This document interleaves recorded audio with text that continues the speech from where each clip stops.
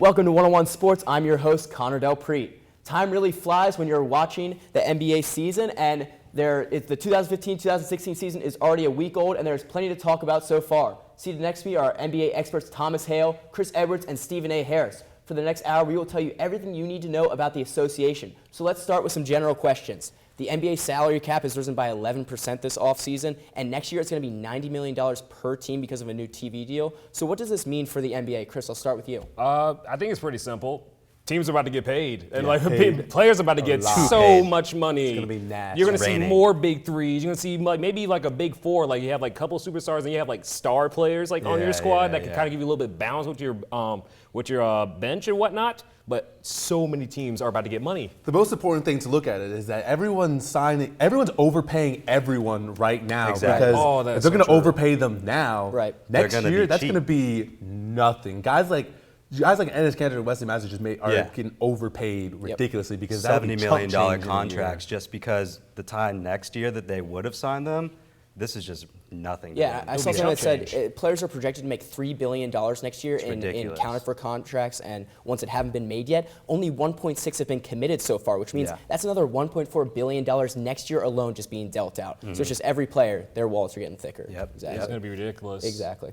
So moving on, the Golden State Warriors won the NBA championship last year, as anyone who's watched basketball knows. And they had a style that was three-point shooting, and a lot of teams tried to mimic that, and even some big guys like Al Horford, DeMarcus Cousins tried to affect their three-point shots and make it better. So do you see the league continuing this transition, Stephen A.? I mean, I don't see it as a continuing transition. I've seen the transition's here, it's happened, it's done, it's over. Because ever since the three-point lines come into effect, obviously people are going to go out there.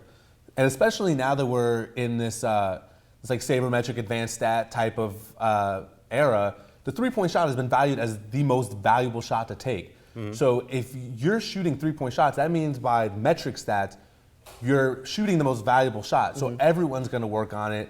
Plus, the more people that you can shoot out there, the more likely you're going to play, because we're seeing more 4 out, 1 in type of systems. It's just, and like you said, like we've already got big shooting threes. We got guys like Kevin Love and Chris Bosh. They're getting out to the line and taking more chances, but my problem is that the inside game, I feel like, is just so much more important. If these guys are in the wings and can't get rebounds, big men are using these three-point shots to improve their inside game, actually. You got to respect the three. If a big guy can shoot it, and then he can back you down with the post move and go to the rim. Yeah, exactly. Like, take a look at Al Horford or Paul Millsap or even Chris Bosh, Dirk Nowitzki.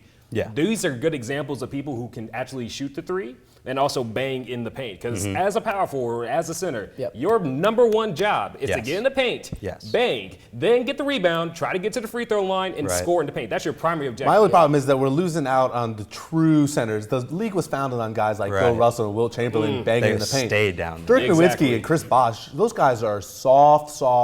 They get bullied around too. I want to see the true center come back. And moving on to a problem that's been a potential problem that's been going on for a couple of years, and that's the quality disparity between the Eastern and Western conferences. The Cavs are really the only team this year that has odds in Vegas to win the championship, and there's been a bloodbath the past couple of years for those 8 spots in the West. So do you think this is a problem, first of all, and how do you fix it, Thomas? I think obviously it's a problem. We need to change. We need a conference realignment, literally what we're talking about. We need to pick new teams. Yes, we do, because 3 teams that made the Eastern Conference playoffs wouldn't have had a shot in the Western Conference. We need teams that deserve to be in the playoffs, like guys that missed out in the West, to get in there. Here's my Chris, thing. I'll let you take this. There's always been disparity. There's always been like a balance of power. Because like, do we not remember the times when the East used to dominate the West? Does anyone not remember the great Celtics, Chicago teams, even New York when they had a little moment in the sun? I mean, this happens. Like, the balance of power always shifts. Right now, it's in the West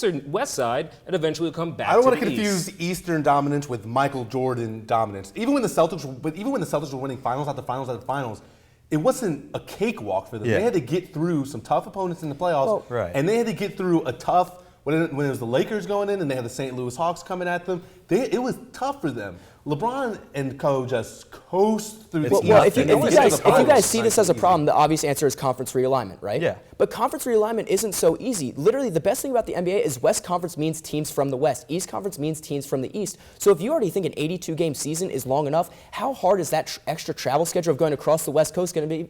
You just need to move to a system similar to what the MLB has, when you have the conferences themselves, and then you have, say, the AL and NL, then you have the AL East, AL Central, AL West. You just need to move to something like that, so that way you still can keep divisions close. And when you've got a state like Texas, who has 3 huge teams in Dallas, Houston, and San Antonio, all in the same division at least, if you just split that up, you can even see more exciting games in the finals. Plus, it could even make more fun times between like a Knicks and Nets if they're in separate conferences. It makes it a little bit more fun. I could see that.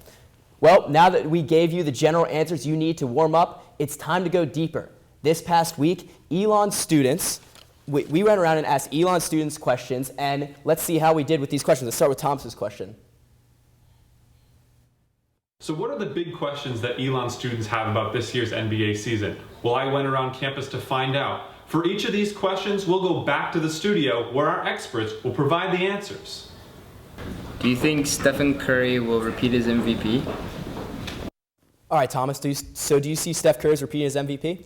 Honestly, I just don't see it happening. And the only reason is just because voters don't want to see the same guy win every year. That's why we don't see LeBron having 6 MVPs. I'm thinking it's James Harden's year. He's not doing that well so far. He picked up last game 37 points, but I just think that voters aren't going to choose Steph again. I mean, unless he's just outright dominant.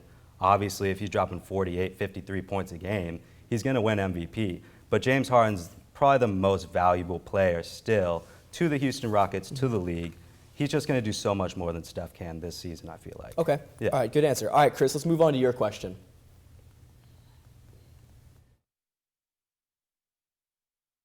My question for you guys is, how much longer do you think Kevin Durant stays in Oklahoma City? All right, Chris, what do you think? I mean, he's going to Kevin Durant will stay with Oklahoma City as long as Russell Westbrook is there, because honestly, they are the dynamic duo. They are the Superman and the Batman. I'm not going to go Batman and Robin because that's an insult to either Russell Westbrook or Kevin Durant. They are a great combo. The only thing that's wrong with OKC is they just don't have a bench to back them up, honestly. That is like the one thing that's kept OKC from going back to the finals. Once they actually start making like some minor moves to bring in like some good role players, and with this increased salary that we just have now, OKC can make a lot of moves. But until Russell Westbrook says, you know what, I want to leave, Kevin Durant's going to stay. All right. Well, looks like I got a question out there. Let's check it out. Do you think that the one and done rule is best for the NBA as a product?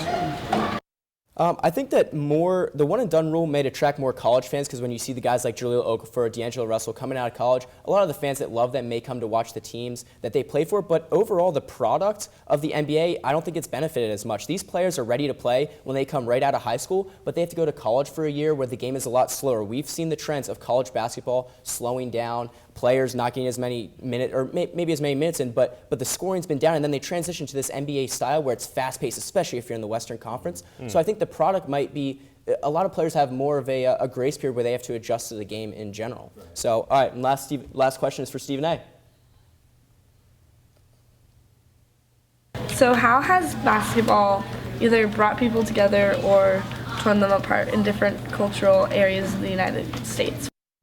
All right, Stephen A., what do you think about that? So if you look at how these sports divide everyone, is that if you look at someone like the Lakers and Clippers, being in the same city, it creates that fun rivalry environment everywhere you go, because the Clippers are winning right now, but the Lakers have history. There's always smack talk Who's really winning? ready to go around. And it makes a lot more fun of environment. You see the same thing with the Knicks and the Nets. The Knicks have history. The Nets are the new guys in town. It just creates a rivalry, and you were talking about it earlier with Texas. We all love to be around our rivals because we love to be around our rivals when they lose. Right. And if your next door neighbor is your biggest rival, anywhere you go, it just creates a lot more fun. Exactly. Environment. Some great questions from you Elon students. Thanks for answering them, guys. So now let's flip the script. We had 2 members of 101 Sports, Elizabeth Benjamin and Sophia Zavada, go on foot around Elon's campus to ask students a few questions in a segment we like to call Women on the Street.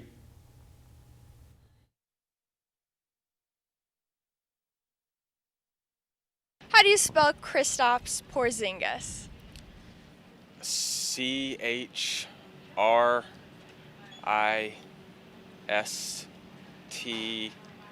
O-F. Last name Porzingis. P-O-R-Z-A-N-G-I-S.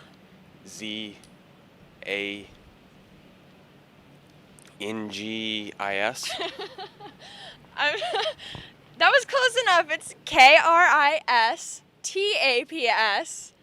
P-O-R-Z-I-N-G-I-S. Not bad. Nice guess, nice guess.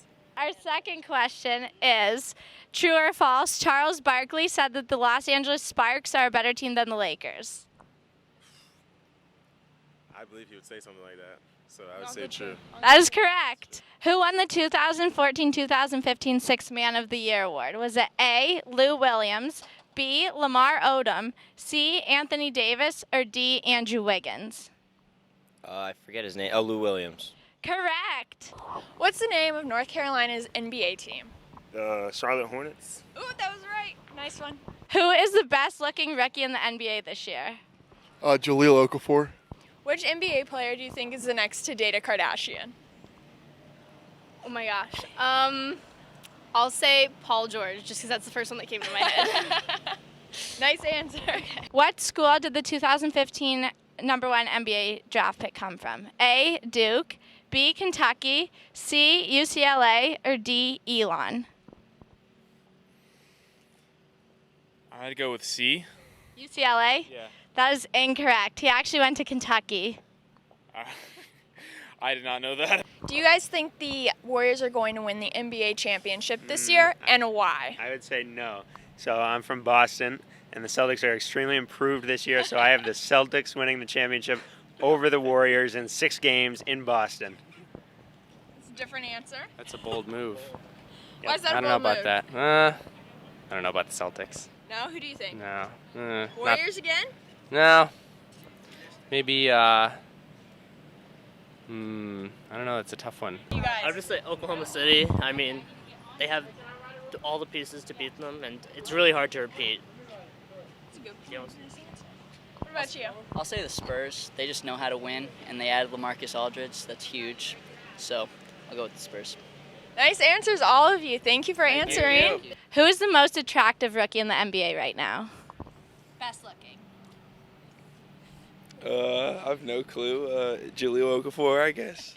Who do you think is the hottest and most attractive NBA rookie this year? NBA rookie? Yes, sir. I don't watch basketball. And do you think you can whip a nene better than Riley Curry? Let's see it. Absolutely not. Do you think you can whip a nene better than Riley Curry? And let's see it regardless. Definitely. Let's see it.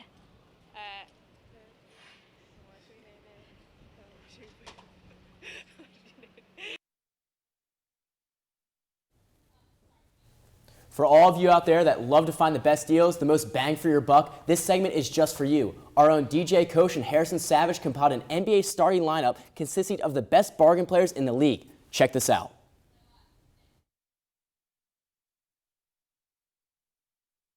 Thanks, Connor. DJ Koch here alongside Harrison Savage, and we're talking about the NBA's best bargain lineup.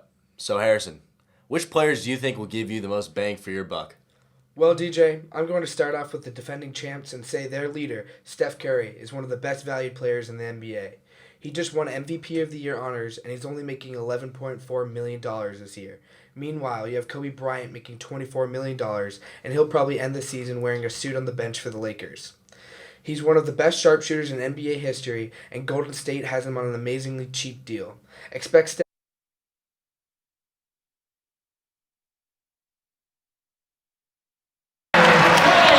him as a lock. Do you know how much time's? The Western Conference produced the 2014-2015 NBA champion Golden State Warriors. Many thought this conference was vastly superior and much more competitive than the Eastern Conference, and it showed in the playoffs with some fantastic series matchups. My co-analyst Chris Edwards and I believe this year is no different. Here are our picks for the Western Conference standings. Chris, let's start it out. All right, so right now we have I got Minnesota at 15. I mean, I think they have like a lot more work to do. Andrew Wiggins is really working on the offensive game.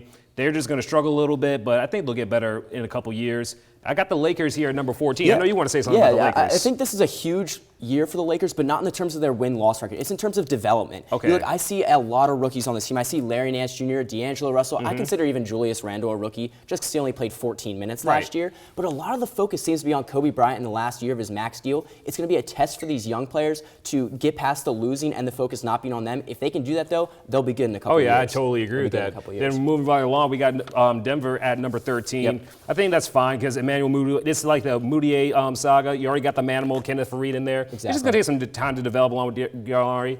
I got Portland at number 12, and this one may surprise people because let me be perfectly clear. It's not against Damian Lillard or CJ McCollum, who I both think are great players. It's everybody else on their roster. Like, the depth is terrible. I mean, when LaMarcus Aldridge and Wesley Matthews went to Texas and Aldridge went to San Antonio, Wesley Matthews went down to Dallas, it left their 3 and left their 4 wide open. You cannot tell me that Mason Plumlee, Myers Leonard, and Ed Davis can even come close. Oh, and Al-Farouq Aminu can come close to producing anything from the defensive or offensive standpoint. Portland's going to struggle, but Damian Lillard's going to keep them in the running at 12. And then number 11, we got Sacramento Kings. I think Rondo's going to really add some depth to their point guard spot, as hopefully his attitude will be better than that. And then number 10, I got the Phoenix Suns. I think Suns made a huge little splash, bringing in Tyson Chandler into defense. Bledsoe's going to keep doing his thing. I think Brandon Knight's going to continue to develop. And Markieff Morris, I think he's going to really take that role, be that starter that everyone wants him to be. But at number 9, this is the one that I really want to emphasize on, the Utah Jazz, because in all honesty, and we'll get to number 8 in a minute with Dallas, 8 is going to be a huge spot between Utah, Phoenix, and Dallas. But do not be surprised, everybody, that if Utah takes that spot, because they have a lot of young talent. With Gordon Hayward, they have Derek Favors, they have Rudy Gobert. And, I mean, there's a lot of talent there. Last season, they ended one of the best records after the All-Star break at 19-10, finishing off at 38-44. That's pretty good in most standards. That wasn't better than the Hawks, and they were like the number 1 seed back, if we remember, at 60 wins. With that being said, I think Jazz, if they can get that chemistry right, they can work on defensive end. Don't be surprised that they pulled the New Orleans Pelicans, slide in real quick, grab that 8 seed. All right, and who do you have in the 8 seed? Let's see. 8 seed, we're going to pull that up right now. It's going to be the Dallas Mavericks? Right now, I got Dallas right now. There it is. Dallas Mavericks. You know, Dirk Nowitzki's still there. He may be a little bit older now, but he's still agile. You still have Chandler Parsons at the small forward, who I still consider is a really, really good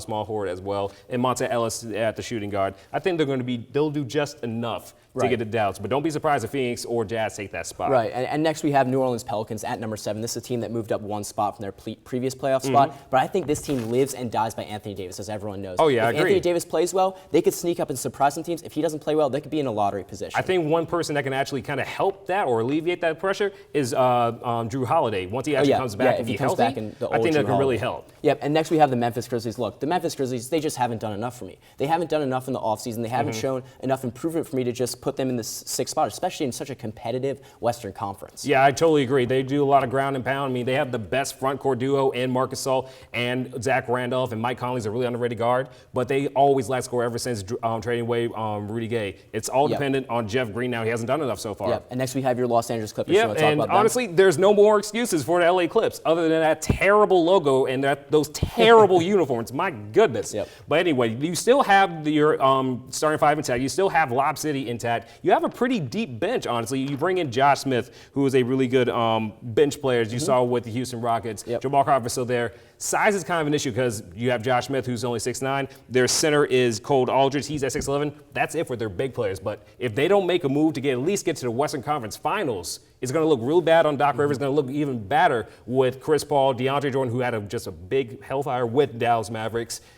That's basically it for the Los Angeles and next here we have the Oklahoma City Thunder. Look, this is another big year for the Thunder. This is the healthiest the Thunder have been in a couple years, relative to the last couple years, of course. They have the MVP, Kevin Durant, back. He looks good so far. He looks like he's going to be able to play a lot of minutes, and this is going to be a tough job for Coach Billy Donovan, the new coach, because 1, he has to convince Kevin Durant that there's a reason to stay in Oklahoma City, and 2, he has to come in with a fan base that is expecting no playoffs last year to title contenders this year. So it's going to be tough, but I see Oklahoma City grabbing that 4th spot. I totally agree with that. And next we have the Houston Rockets. Look, I know the Houston Rockets, some of you fans out there, you may have your hand on the panic button a little bit because of their 1-3 start, but look, James Harden went off the other night with 37 points against that Thunder team we just talked about. He looks like he's getting his shooting stroke back maybe. I say they grab the 3 spot. I think Houston's going to be just fine. Once they get a little bit healthy, once they get into swing things, I mean, we're just in the first week, people. Yeah, it's going to be fine. No overreaction. Yeah. And then we have the San Antonio Spurs. Of course, if you couldn't have guessed, they would have been in the top teams. Look, signing LaMarcus Aldridge tells me one thing. This team is still wants to win and still will win. Also signing David West as well. And signing David West, a great pickup. And then finally, we have the Golden State Warriors.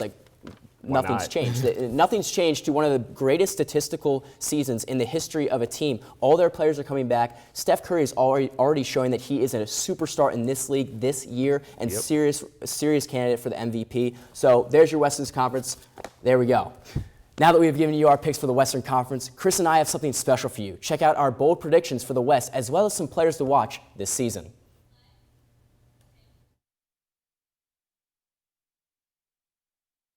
For those fans watching the Trailblazers' victory over the Pelicans, it was hard to miss number 3 for Portland, C.J. McCollum. The third-year player from Lehigh is my breakout player. Last year, he averaged just under 7 points per game, but this year is different. In the first 2 games, McCollum showcased his pull-up jumper from long distance that is at times impossible to guard. Now that Wesley Matthews has left Portland, McCollum has the ability to become the pure scorer that the Blazers desperately need this season. When it's all said and done, Coach Terry Stotts lets his players launch shots first and ask questions later. Look for McCollum to provide Damian Lillard with a competent number 2 and potential most improved player of the year. All right, Connor, as much as I like that pick, I'm going to go with Kawhi Leonard from the San Antonio Spurs for my breakout player. I know many people would think he already broke out after being named Finals MVP in 2014 and Defensive Player of the Year in 2015. Still, Kawhi has a lot more room to grow. He has the talent to become one of the greatest two-way small forwards in the NBA, but it all hinders on his offensive ability. So this season, I'm looking for Leonard to become more involved with the Spurs offense and overall be more aggressive on the offensive side of the ball. If he can do that, it will only complement his great defense and start that transition for him to become a superstar player. My rookie to watch in the West is the point guard for the Nuggets, Emmanuel Mudiay. Ty Lawson's departure to Houston left a huge hole at the point guard spot, and this guy can fill it. The rookie has shown a silky smooth stroke from outside, as you see right there. Mudiay has also shown the ability to draw multiple defenders' attention and dump the ball off to finishers like Gary Harris and Kenneth Faried. Mudiay is truly the future of this Nuggets team, so look for him to step up and make a run at Rookie of the Year. Okay, Connor, so for my rookie to watch for, I'm going over to Tinseltown and going with the former Ohio State product, D'Angelo Russell. I think the Lakers made a solid choice in picking him at number 2 because, quite frankly, he has all the talent in the world to be one of the top point guards in the NBA.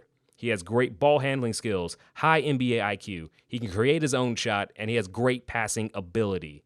I think the Lakers got their future star in D'Angelo Russell, and you combine that with Julius Randle as well, it gives the Lakers fans some kind of hope when Kobe finally does retire. So look out for D'Angelo Russell this season. For my bold prediction, I'm sticking in Portland with this one, Chris. I think that Blazers point guard Damian Lillard will make a serious run at the scoring title while also getting some MVP votes. Look, LaMarcus Aldridge has overshadowed Lillard at some points, but he is gone, and the team is truly in Lillard's hands. A career 20.6 assist guy, I expect both those statistics to go up as his usage rate will be sky high, and Terry Stotts has no problem with Lillard putting up 20-plus shots a game. This is a pivotal year in Lillard's career, and if he steps up, there's no way he can't be considered for most valuable player. All right, so for my bold prediction, I believe that the Utah Jazz will make the playoffs this year, ending their 3-year playoff drought. As odd as it sounds, I think it's a good possibility because they are comprised of a young, talented roster highlighted by Gordon Hayward, Derek Favors, Trey Burke, and Rudy Gobert. Last season, new coach Quinn Snyder made huge strides with this squad, ending the regular season with a 38-44 record. I believe that the Jazz, just like the Pelicans did last year, will fly under the radar and will grab that 8-seed spot in the tough Western Conference. That's all we have for the Western Conference preview. Our own Mason Stauff has a breakdown of the defending champion Golden State Warriors offense and defense. Take out your clipboards. You don't want to miss this.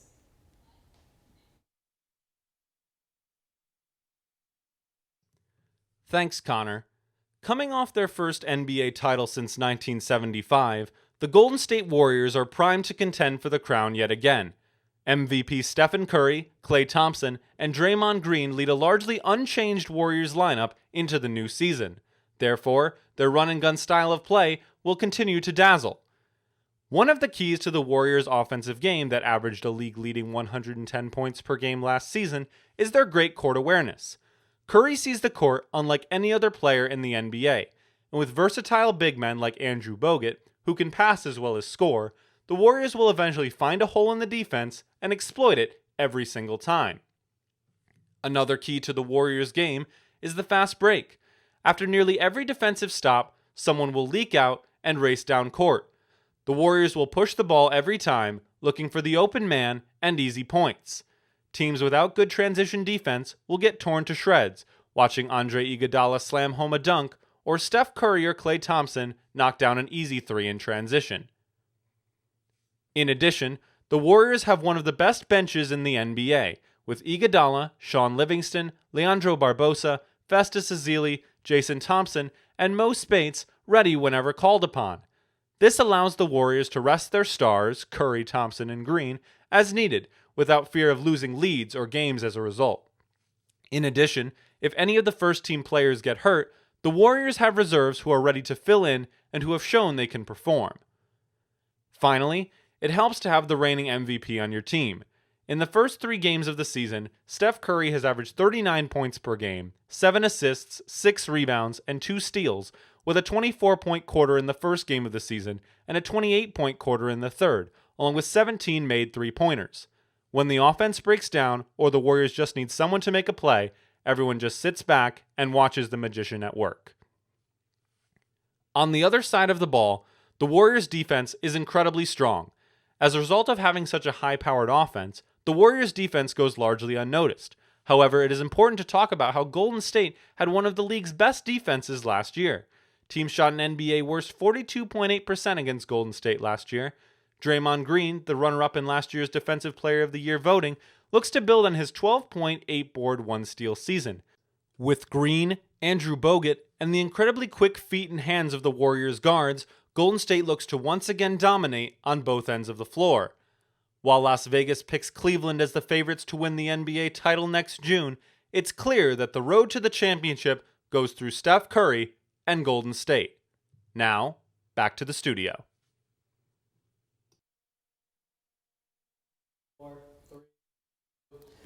We were having some technical difficulties with our All Bargains package by DJ Koch and Harrison Savage, so let's go back to that right now and show you what it was.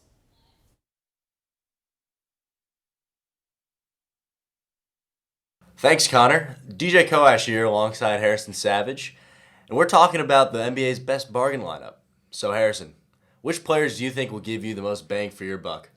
Well, DJ, I'm going to start off with the defending champs and say their leader, Steph Curry, is one of the best valued players in the NBA. He just won MVP of the Year honors, and he's only making $11.4 million this year. Meanwhile, you have Kobe Bryant making $24 million, and he'll probably end the season wearing a suit on the bench for the Lakers. He's one of the best sharpshooters in NBA history, and Golden State has him on an amazingly cheap deal. Expect Steph Curry to cash in on his next payday, which will happen after next season. Who you got at shooting guard, DJ? Well, coming in for shooting guard, I got a guy who many consider to be an elite role player and sharpshooter in the league today. Danny Green of the San Antonio Spurs took a big pay cut to stay with them, signing on a 4-year, $45 million contract, which gave the Spurs an opportunity to sign superstar LaMarcus Aldridge on a max deal. He shot 41% from downtown last season and has provided a huge spark for the Spurs both offensively and defensively. Now, Harrison, who you got for us at small forward? I'm going down to South Beach with this next one, and it won't be my last trip either. I'm picking Gerald Green as my starting small forward. He left the deserts in Phoenix to be able to go to the beaches in Miami and on a very team-friendly deal. He's a solid swingman who can knock down open threes and has the capability to attack the rim. As long as he's utilized well with the Heat, he should be in contention for 6th Man of the Year. Who's your starting bargain power forward, DJ? Well, Harrison, small forward I got is David West. West is said to make around $1.5 million this year with the San Antonio Spurs. He took a pay cut to be a contributor for this team, and although his role might be downgraded because he'll be playing behind 2 great power forwards in LaMarcus Aldridge and Tim Duncan, he still remains a solid player that he was on the Pacers over the past few years. He averaged 12 and 7 last year, and despite his old age, he could make a major contribution to this Spurs team. Now, who you got at center? I told you I'd be heading back down to Miami, and here it goes again. I got Hassan Whiteside finishing up our starting 5 at center. Hassan bursted onto the NBA scene last year and got his 2K rating up just like he was planning on. He's making under $1 million this year and provides what every team wants, shot blocking. He's starting off the season right where he left off, averaging nearly 4 blocks a game, and he gives the Heat an athletic big man who can finish around the rim alongside Chris Bosh. There you have it for our best bargain lineup in the NBA. Now we're headed back to the studio to continue this edition of the One-on-One Sports NBA Live Show.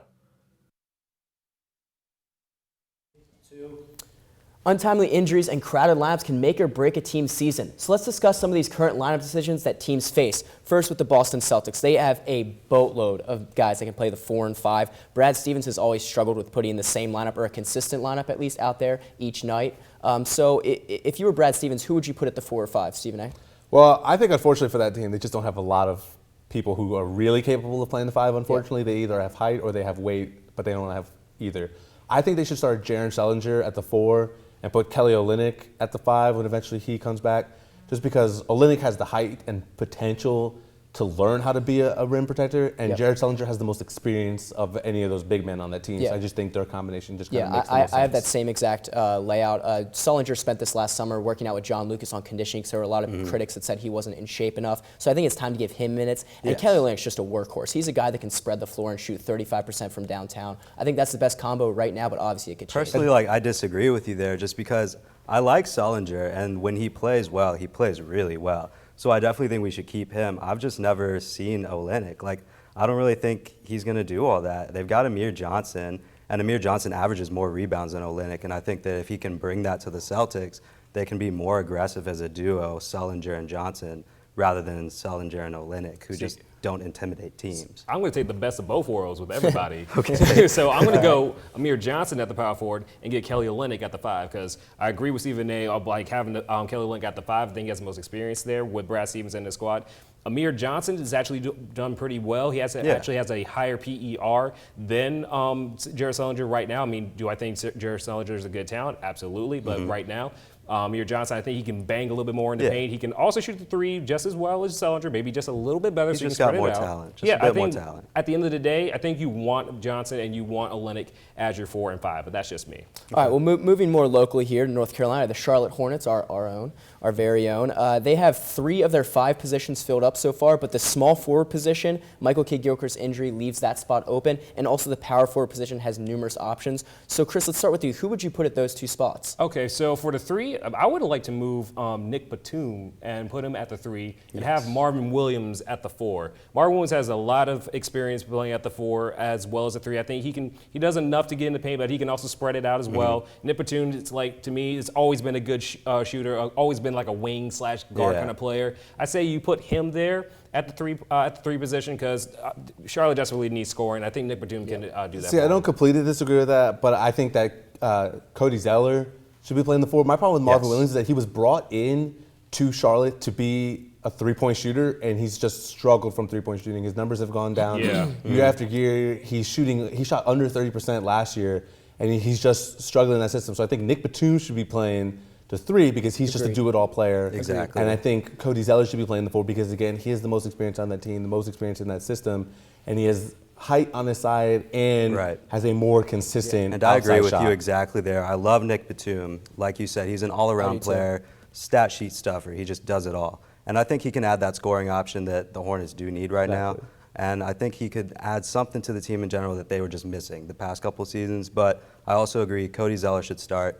He's got the most experience, and he's getting more rebounds. See, I'm just not that big of a believer in Cody Zeller. Well, Chris, it just seems like we're teaming up on you here. I got Nick Batum and Cody Zeller as well. Nick Batum, first of all, obviously the clear answer here is he's the guy that should be at small forward. He is their everyday guy. It is paramount that he fills that position with MKG gone. And Cody Zeller, he's a guy that helps Al Jeff on the defensive side, Al Jefferson, because he doesn't need help on offense, clearly, but he needs some help on defense, and I think he's a little bit better of a defender than Williams. Okay, I agree that he's a better defender than Williams, but on the offensive side, I think Cody Zeller is just mediocre at best. Well, Marvin Williams has been less than mediocre, so at least with Cody Zeller, is getting something decent, and you're getting someone who has potential left in his game because he's so young. Marvin Williams is hitting his late 20s.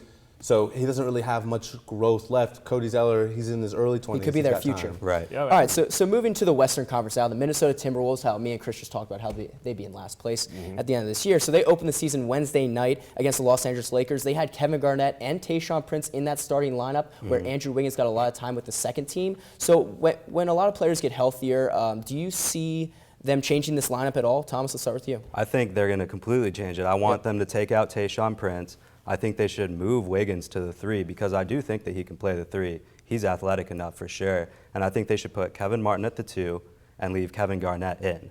Kevin Garnett's just a great mentor for the team. And then Kevin Martin just sprays. Like, if he's just sitting outside on the perimeter and you pass him a 3, he's going to make it every time. Yeah, I totally agree with that statement. Like, I think Wiggins should be at the 3. Kevin Martin's at the 2. He gives you that scoring option. He has that experience. I mean, he will just ball out on any given week. And Kevin Garnett is that good mentor. I think he can really help foster Wiggins. I mean, and you can still have Tayshaun foster him as well, from the bench side, but other than that, you really can't change that lineup too much because the bench is not the important thing for me is that I think keep Prince and Garnett in because they're not playing a lot of minutes. They're each only playing about 15, 16, 17 minutes a game between the two of them, or combined, respectively. Excuse me. And the important thing to know is that that second unit that Wiggins is getting so much time with, that is their future. So those are a bunch of guys that are just not ready to start right now. So they get a lot of minutes, and Prince and Garnett get a chance to start to show them how it's done, keep mentoring them, and then eventually when those guys are ready to start, Prince and Garnett will take a back seat, they'll retire, and they'll go off into the lineup. Okay. I have Kevin Garnett starting. Clearly, he's a vocal leader that they need on what was a horrible defense last year. And then I have Shabazz Muhammad coming in. I don't know. For some reason, I just feel like he has something to prove. Last year, when they went 1-20, he actually scored 17 points per game, had 5 rebounds. I say give him some time to shine. Maybe put Tayshaun on the bench for me. Put me in, but coach. Hey, that's why I'm not the coach. That's all the time we have to discuss lineup changes. But don't worry, we have an NBA superlative segment done by our own Jared Kimball. Check it out.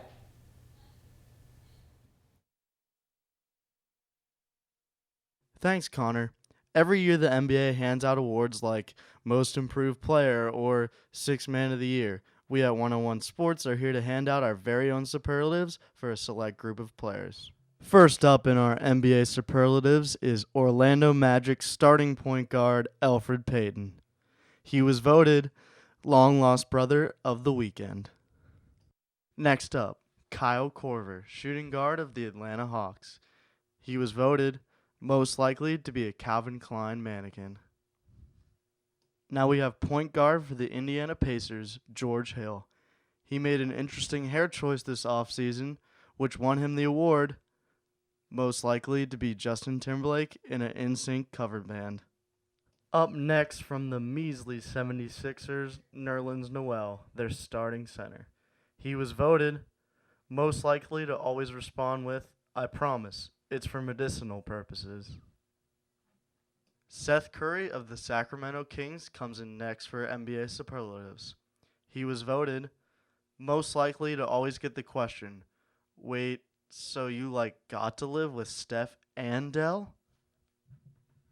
Next up is Seth Curry's older brother, Steph Curry. He is the former NBA MVP and starting point guard for the NBA champion Golden State Warriors. He was voted most likely to get asked if he wants crayons with the kids menu. Power forward for the Brooklyn Nets, Thomas Robinson, comes in next for the NBA superlatives. He was voted most likely to have just found out that his wife won 2 tickets to a Taylor Swift concert. Robinson's teammate on the Nets comes in next. Shooting guard Sergei Karasev won the award, most likely to be a waiter at the hipster bar down the street. Next up is Nikola Pekovic of the Minnesota Timberwolves. He was voted most likely to yell at his teammates, "Pass me ball." First-year player out of LSU and backup power forward for the Memphis Grizzlies comes in next. Jarrell Martin was voted human teddy bear. Point guard Steve Blake comes in for our final superlative for the NBA tonight. The former Maryland star was voted most likely to be confused for Gollum from Lord of the Rings. That's all the time we have for this edition of NBA Superlatives. Now back to the studio. Always a fun time handing out superlatives. Thanks for that, Jared. Continuing on with more basketball, we all know that role players are the key to many championship-winning teams. Look at the Warriors last year with the likes of Draymond Green. Matt Holsafel has the best role players at the starting 5 position.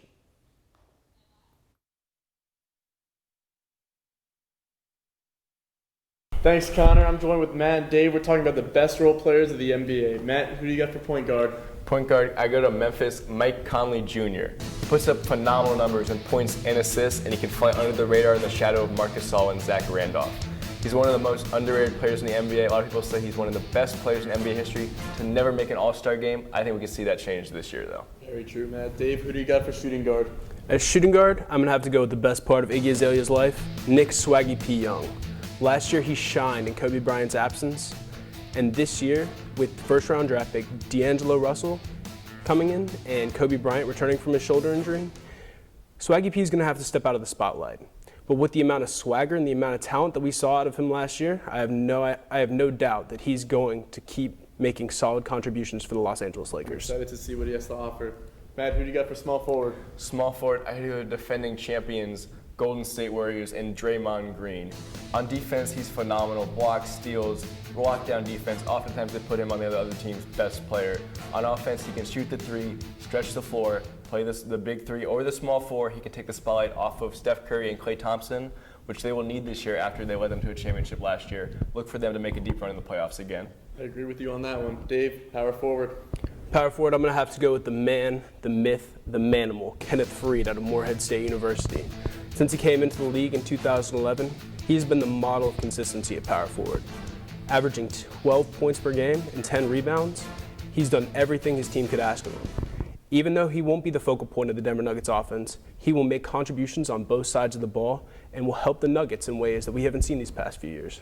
Man, the myth. Very interesting choice of words, Dave. Matt, center, go. Center, I gotta take my talents to South Beach, Miami Heat, Hassan Whiteside. Last year, Chris Bosh out with blood clots in his lung, essentially a lost season for Miami. Whiteside stepped up, averaging the teams in points and rebounds. We know he can get it done down low. He can't shoot like Chris Bosh, he can't spread the floor, but playing alongside Chris Bosh and behind Chris Bosh, give him a chance to learn. He's young, a lot of potential. Miami Heat will be back this year. Very interesting points we talked about, gentlemen. That wraps it up. NBA Role Players 2015. Back to you, Connor. Welcome back. Connor and Chris recently broke down the Western Conference, so we're going to break down the East. And the Eastern Conference is widely considered the weaker of the two conferences, but the defending conference champions, Cleveland Cavaliers, have some competition at the top this year. Like I said, Thomas and I are here to break down the conference this season. So, Thomas, let's start with kind of our bottom feeders. We have the Sixers, the Nets, the Pistons, and the Hornets kind of at the bottom. So obviously we're going to keep the Sixers at the bottom. They're just too young. They just don't have enough. I'm sorry. Breaks my heart every year, but you know, they just don't have what it takes to make the jump, honestly. 2097, here we come, though. But let's go to the Nets. The Nets last year, they did really well, but we've got them at the bottom here. Why is that? I think it's just because if you look at them, they're just too old. And most of their payroll isn't even on the team anymore. They're paying for guys to beat them. Exactly. Like you look at just guys like Darren Williams, they're still paying KG and stuff like that. So I think there's, unfortunately, they just don't have the talent to do it. And they don't even have the hope or the money to really build on it, unlike these other when Brook Lopez and Joe Johnson are your best players, I mean, like, that's nice, but you could do a lot better. 5 years ago, that would have been great. Yeah. But we're kind of moving on. We're going to move on to our playoff hopefuls. We have the Magic at 11, Knicks at 10, Celtics at 9. And kind of in this group, we lumped in the bottom of our conference standings, which was the Pacers and Bucks. I think the biggest thing coming out of here is that any one of these three teams we got here, I think could easily make the playoffs. It's really interchangeable. Besides, like right now, honestly, all these guys could be in the playoffs. The guys that we have at our 8, 7, 6 spots, they could be. They could just as easily miss as these guys. But kind of talking about the Orlando Magic, I think they have a lot of promise. Like, what do you think about that? I think they've got potential. It really just depends on how their young guys do. Oladipo, I think he's going to do great.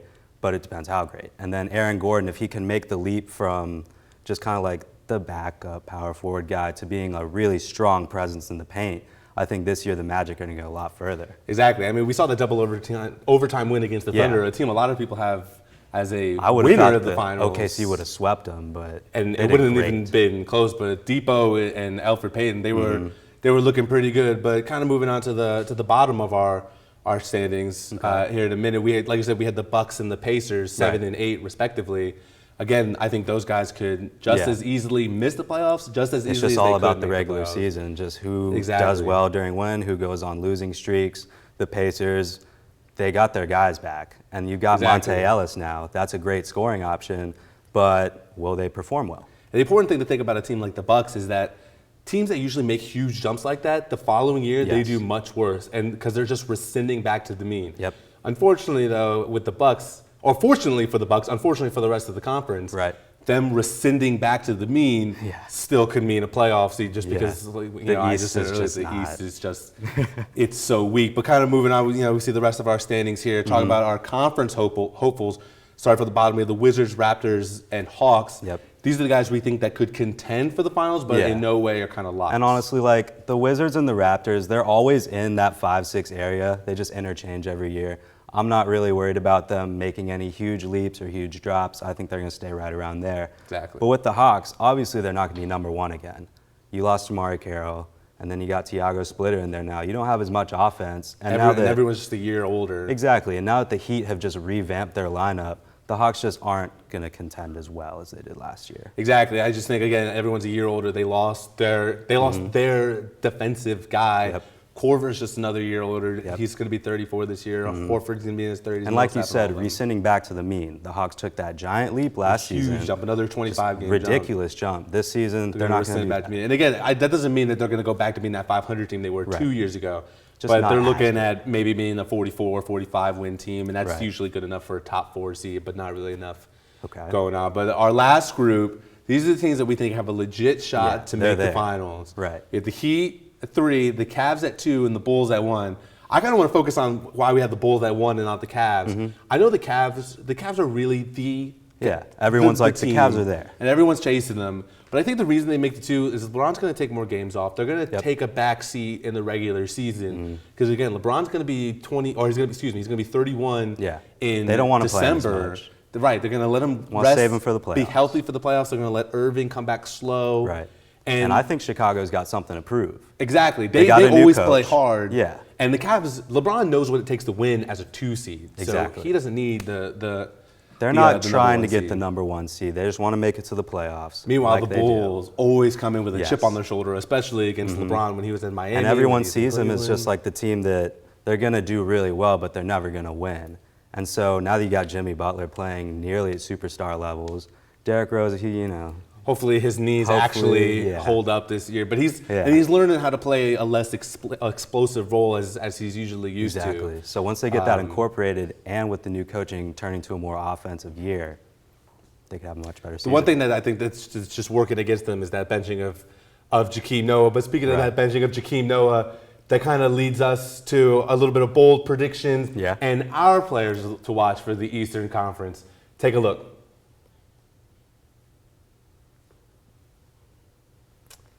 In the East this year, I think the breakout player will be George Hill in Indiana.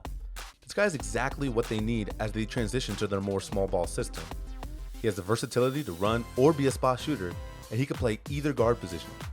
He carried this team last year in Paul George's absence, and now with PG back and Roy Hibbert's disappearing act taken elsewhere, he's prepared to keep doing so this year. Last year, he had a career-high 17 points and 5 assists.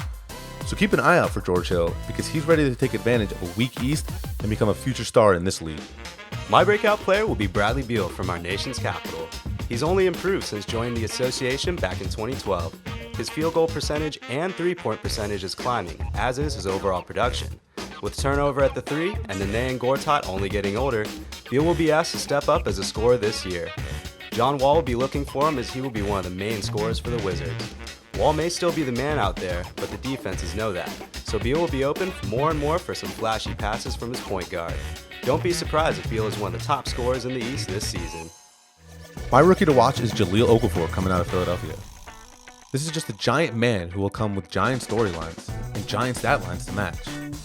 He's going to be a 2010 guy immediately, as you saw in his first game when he just dominated the Celtics front court for 26 points. He's a classic big man and something the league needs, and this guy will absolutely be a superstar. He's interesting to watch, unlike most other guys in the East in terms of rookies.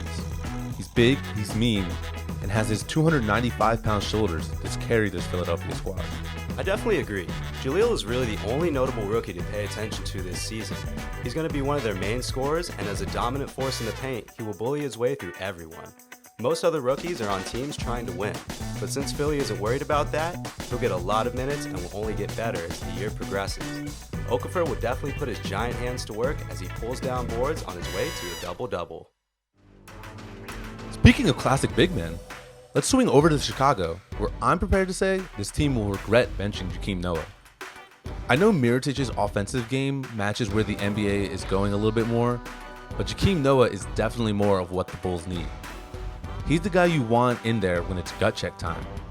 His offensive game is underrated as he's one of the best passing big men today, and his defense more than makes up for any offensive liability he may have. He's mean and scary, and without him, this team is just not as intimidating as they've been in the past. With the new head coach and uncertainty stemming from multiple places, this team needs their leader, and they need him starting. Noah has been that leader since coming into the league in 2007. And having him on the bench is doing nothing more than acting as an incredible disservice to him and this team as a whole. Moving from one conference top dog to another, I think the Cavs will move a notable piece of their roster by the end of the season, and that piece will be Anderson Varejao. I know that their GM LeBron loves him, but Mozgov and Kevin Love own that front court. With their wing lineup being so thin, they don't need an outdated player in Andy. I think they'll flip him for either a new 2 to help JR while Amon is injured or a better 3 to back up LeBron. A center averaging less than 1 career block per game is not worth $9 million, especially not to the Cavs as a title contender. Thanks, Stephen A. and Thomas. Half the fun of watching the NBA is the high-flying dunks, the celebrations, and overall excitement that surrounds certain players. Our own Eric DiStefano has compiled a starting lineup of the 5 most watchable players in the league. Thanks, Connor. I'm Eric DiStefano, and I'm here to give you my all-watchability team. I'll start out with Damian Lillard at point guard. This offseason, the Trailblazers lost Nick Batum, Wesley Matthews, Robin Lopez, and LaMarcus Aldridge to free agency, making Lillard the man for Portland. His PER has increased each of the last 3 years, and he might lead the league in usage percentage this year. At shooting guard, I'm going with Atlanta's own Kyle Korver. He's great at moving without the ball and is one of the most beautiful shots in the game today. From his release to his footwork, every shot he takes looks the same, resulting in Korver's ability to be one of the game's most premier three-point shooters. He should once again shine in Coach Bud's offense that's focused on ball movement. Korver will be making you say, "Give me the hot sauce, Kyle," all season long. At small forward, I'm going to go with Kawhi Leonard. The Spurs' big 3 are getting older by the day, which means they'll be more reliant on their budding superstar this season. He can do it all on both sides of the ball and has playmaking skills unmatched by someone his size and age. Kawhi is the Spurs' best player, and he'll prove it this year. At the 4, I'm going with none other than the Manimal. Kenneth Faried's minutes have been limited in Denver the past few seasons, but under a new coach, he'll be sure to play a few more minutes. Faried's athleticism and rebounding ability are off the charts, and Denver plays at a fast-paced style, which will suit him perfectly. Look for Kenneth Faried to average a double-double this season. At center, how can you not go with DeMarcus Cousins? One of the league's most physical big men, he shines in an era that lacks physicality. Cousins is the Kings' best player and is always entertaining to watch. He'll likely lead the NBA in technical fouls, arguments with refs, and number of minutes pouting on the bench. He's also not afraid to argue with his coaches during a game. Just ask Keith Smart. And that's my all-watchability team. Connor, back to you. Some of the players that Eric discussed may be in this next segment. Let's talk about who we think will lead the league in some major categories at the end of the season. So let's start in the guy that scores all the buckets. Who's the leader of points, Chris? I think it's going to be Russell Westbrook from the OKC because we saw what Russell did without Kevin Durant there. Like, this dude just goes off whenever he wants to. He can make the craziest shots. He can find his teammates. His teammates can find him. He's a ball hog. He's a ball hawk, but he can score. I think Russell Westbrook finally takes it. See, the problem with that is that you mentioned what he did last year, but without Kevin Durant. Kevin Durant's back, so he's going to be taking a lot of those points away. I don't think we're going to see very many 40-point games from Russell Westbrook unless we also see them from Kevin Durant. My leader of points, though, is going to be the brow, Mr. AD himself. They're going to let him loose in New Orleans. He's going to do whatever he wants. He's got that three-point shot working in his favor. I know his opening game was a little bit of of a rough start, but that's because he was just adjusting to the new season and to being preparing himself for being the GOAT that he will be. Well, in the same way that they're going to let AD go loose in New Orleans, James Harden is going to go looser in Houston. Here's why. Yes, looser. It's a word. Check it out. Looser because Ty Lawson's there now. James doesn't have to facilitate the offense anymore. He can focus more on scoring. Ty Lawson's going to just pass him that ball right when he's standing on three-point line, and that's what James Harden does best, is catch and shoot. I got James Harden as well, man. I mean, this guy, I'm confident he will shake off the curse that Lil Boozy put on him in the offseason. And I think he showed that, was a big deal. The other night versus Oklahoma State Thunder when he scored 37 points. This is a guy that will relentlessly get to the free throw line. He averaged 9 points per game just from free throws last year each game. I think that's just going to continue, and he's just going to keep shooting. He gets I got to count for both of you guys, though. First of all, the curse of the base god is real. We saw what it did to Kevin Durant. We saw what it did to the Cavs last year. The curse of the base god is as real. And if you don't believe it's real, then shame on you. And I hope the base god shows mercy on you. All right. And Ty Lawson, I think because Ty Lawson's there, they're just not going to be taking a lot of Well, moving to a category where there is no Lil Boozy curse. Lil B case is the leader in the rebound. So who do we think is going to do that, Thomas? Who do you think is going to lead? I've got to go with my big man, Andre Drummond. Agreed. And here's why. Thank you. It's mainly just because Greg Monroe's gone. And you don't have another guy that's pulling down boards. Greg Monroe, he got a lot of rebounds. But now Andre Drummond's going to get all of them. And the interesting part is Stan Van Gundy's the coach there, right? Yes. Do you remember the last coach he was the team of? The Orlando Magic, I believe. Yeah. Do you remember who led the league in rebounds when he was the coach? I think it was D12. I think it was Dwight Howard. Stan Van Gundy does not trust anyone else on that team to be under the basket except for Andre Drummond. Yes. I don't think we'll have a problem with Aaron Baines taking time from him, taking rebounds from him. He is an absolute beast. He's exploded on the scene in his second and third season. So Stephen A., let us hear it. Let us hear it. I mean, like, I was just going to say the same thing. Like, Andre Drummond will just go completely nuts. I mean, he already has been going nuts in the first 3 games of the season. Like, the first game against the Atlanta Hawks, he got like a total like 19 or 20 rebounds just in just one game. So he's just going to eat in the paint. All right, now that everyone's done speaking foolishness, let me get my turn in. I think the leader of rebounds, is going to be DeAndre.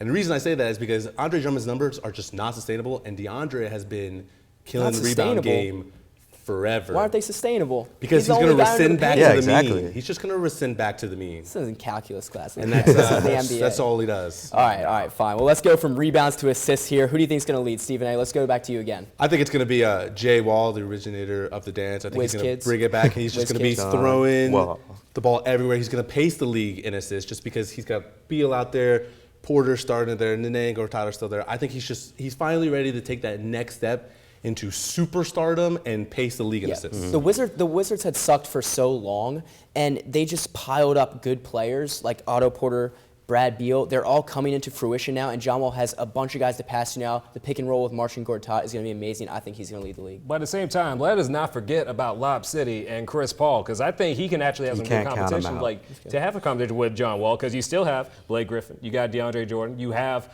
good scores with Jamal Crawford outside there as well. Pass it around, dish it around. Chris Paul, despite not making it to the conference finals forever in his playoff career, still a great point guard, still dynamic threat who can score and pass with the best of them. Watch out for Chris Paul. Well, let me give you my little dark horse and assist here. My man out of Minnesota, Ricky Rubio. Ooh, the Barcelona I'm just going superstar. to put it out there. Let me say why. He's got scoring options, just kind of like all you guys have scoring options. We got Wiggins, Karl Anthony Towns, we got Kevin Martin, and Ricky Rubio can't really score. He's been doing well at the beginning of the season, which has surprised me, but they're not going to expect him to keep scoring. They're going to let him facilitate that ball. They're not going to let him shoot.